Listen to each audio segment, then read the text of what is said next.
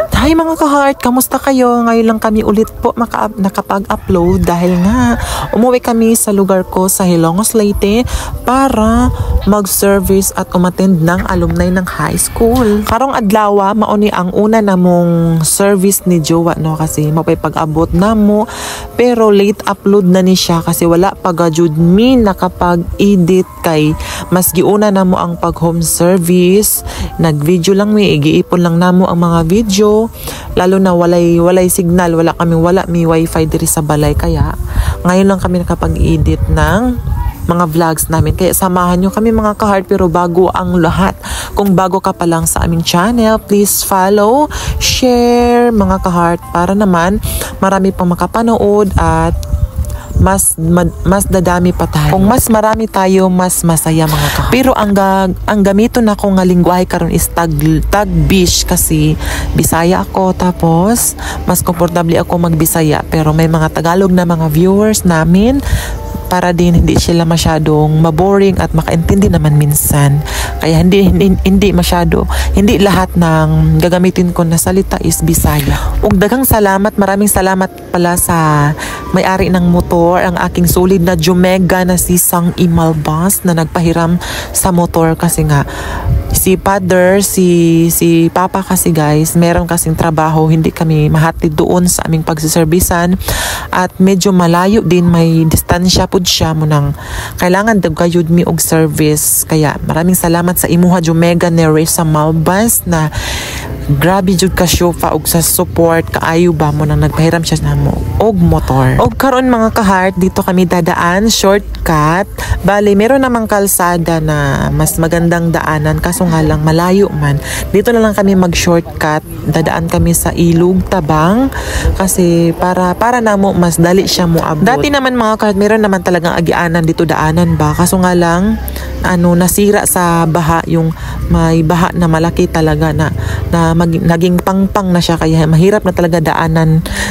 Nilibot na kami, mas malayo na kaysa sa dati. Karon makadaan pa kami dito kasi nga summer pa, maliit pa yung tubig, pwede pang makadaan yung motor, kaya dito muna kami susulitin muna namin ang pagdaan diri. Nindot sad pud mo agi diri kay ang tanawa, ang paligid, ang ganda talaga ng paligid mga kart, kaya mas gugustuhin ko talaga dito dumaan. Kaso nga lang pahirapan, pero dahan-dahan lang. Si Jowa lang po yung nagbaba sa motor kasi parang hindi ko pa kaya, baka madiretso ako doon sa pangpang ba, kaya si Jowa lang muna. Bali ang akong giuli gud diri ang mga ka-artist, mag-attend ko og alumni, pero para hindi lugi sa biyahe at may hindi tayo maubusan ng panggastos, kaya nagkontak na ako ng mga customer para double purpose ba, no, ingana lang gajud ka diskarte sa buhay para jud mabuhi ta ba. Unja mao ni jud ni agianan diri na murag lisod tan-awan, pero carry ra kayo ni Jowa mo drive kasi sanay man ni siya mag-drive sa akua, charot lang. Di kanang okay ra jud ni siya daanan og mga motor kay nara jud maagian, pero yung mga four wheels parang hindi talaga pwede kasi maliit man yung daanan, baka mahulog talaga, kunting lang talaga mahulog talaga dyan sa pangpang talaga ba. So mauni siya kanindot katanawon, perfect kaayo ang paligid at saka yung tubig is napakalinaw, ang sarap talaga maligo ba. Sa una yung mga bata pa kami ba, diri jud mi kadalasan maligo sa ilog, pero hindi diri nga part, doon banda malapit sa amin. Na-miss ko lang talaga umuwi, kaya nagmamadali akong umuwi, na excited din ako kasi nga na-miss ko yung lugar namin at syempre din yung aking parents, aking family, kaya mas magaan talaga ang feelings ko pag makauwi ako dito. Kinabukasan talaga agad-agad mga kart pagdating dito sa amin. Nung kinabukasan talaga, naggora na talaga kaagad kami, hindi na kami nag-aksaya ng panahon. Naggora na kaagad kami ng service bago dumating yung petsa ng aming alumni. Baga ito yung unang araw ng aming pag-home service at meron pa kaming maraming video na nag-service kami. Abangan nyo lang po mga kart kasi lalagyan naman namin ng number. Basta ito is unang araw ng pag-service. At saka andito dumating na po kami sa lugar kung saan dito kami unang mag-service. Kung hindi siguro kami nag-shortcut mga ka-heart no ng daan, hindi pa kami nakarating dito. At saka ito nga po yung Paris Church namin mga ka-heart no. Malaki na siya ikumpara dati, mas maganda kaysa sa dati. Maganda naman yung dati pero ngayon mas malaki na siya ikumpara yung luma naming Paris Church. At andito na nga kami mga ka-heart no. Ito na nga po yung bahay ng aming pagsaservisan. Naligo pa siya kaya hindi kami narinig yung pagmaayo namin ba. Pangatlong balik na ninako diri sa iyaha mag-service magriban mga ka-heart no. Bali ako ni siyang ig-aga or pinsan. Pangatlong beses na namin tong balik dito sa kanya. Ako po yung lagi niyang kinukuha pag magpapariban siya. Mingsulod na lang kami mga ka-heart no kasi naligo pa man si ate, nakatupis pa siya kaya kami na lang po yung kusang nagbukas ng pinto kasi nakabli naman siya, hindi naman siya nakalak no. At ito pala yung bahay nila, ang laki, ang lawak talaga ba.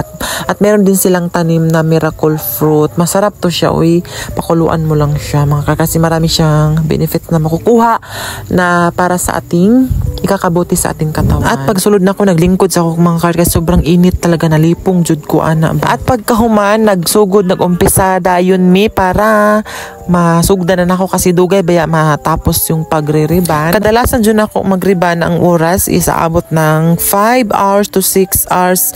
Yung minsan nga abot ng 7-8 hours. Nakadepende man yun sa sa strand or sa case ng buhok ng client. Before ko nag-start sa buhok ng client mga ka-heart no, ako dyan na siyang i-analyze para perfect jud ang atong trabaho. Ana jud na guys, ang importante i-analyze usa before ta mag-start sa atong pagre-riban. Hindi ko na napakita sa inyo mga ka-heart kung paano ko in-apply yung rebanding number 1 mga ka-heart no, kasi sobrang busy talaga kami. Si Jowa nagluto ng ulam, wala mag-video sa akin. At pagkatapos kung na-proceed lahat mga ka-heart no, pagkatapos kong magbanlaw sa rebanding number 2, nag-proceed ako sa Brazilian treatment. Importante talaga ito lalo na pag ang buhok ng client is nadaot baka nang sira talaga, damage sa kulay sa bleach talaga mga ka-heart no. Ito talaga yung lagi kong ginagamit na Brazilian treatment. Pwede po ni siya i-treatment lang kung hindi kayo nagre-reband. Pwede po ni siya i-treatment lang mga langga no, kung lalo na pag dry ang buhok mo na damage sa bleach sa kulay, nasunog sa reband mga kulay.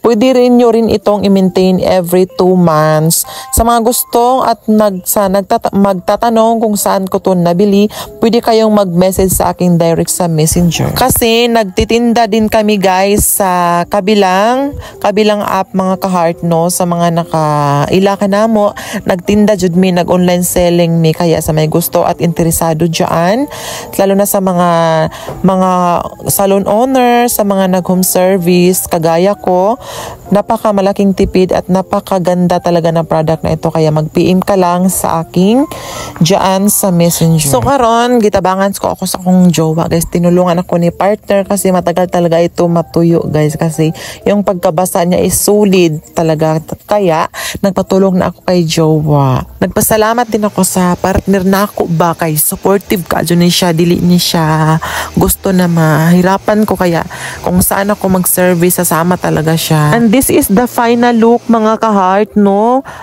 Ribbon with Brazilian and color ang gusto ng acting customer ngayon, at ito na yung kalalabasan. Hindi ko na napakita sa inyo lahat mga ka-heart no, kasi na-busy naman kami. O pagkahuman mga ka-heart no, nagpahinga muna kami ng ilang minuto, pagkatapos na uwi na kami kaagad kasi nga para makapagpahinga ng maaga. At sakto lang yung oras ng pagkatapos ng pagriban kasi may araw pa.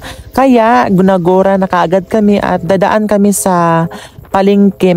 Kasi may maliit na palengke dito mga ka-heart. Bibili kami ng tinapa. Ug daghang salamat mga ka-heart. Hanggang dito na lang muna mga ka-heart. Abangan nyo po ang susunod na service namin. Sana nag-enjoy kayo at huwag nyo kalimutan i-share at mag-follow. Maraming salamat mga ka-heart.